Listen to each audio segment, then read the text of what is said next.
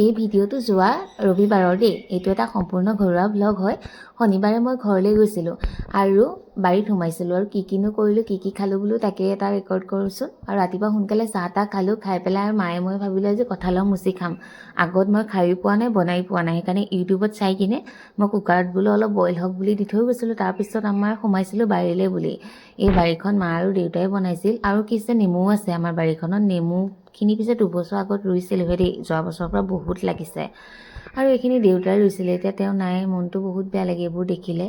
কিন্তু ঘৰুৱা বস্তুবোৰ এনেকৈ দেখিলে ছিঙি খায়ো ভাল লাগে আৰু বজাৰত যিহেতু এতিয়া ইমান দাম।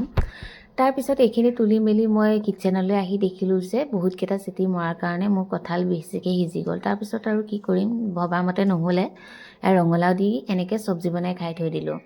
তাৰপিছত এনেকৈয়ে ঘৰুৱাকৈ দিনটো মোৰ সমাপ্ত হ'ল, ইটো সিটো কাম কৰি আৰু সন্ধিয়া এয়া বা ঘৰলৈ গৈছিলোঁ। এনেকৈয়ে দিনটো সমাপ্ত কৰিছিলোঁ।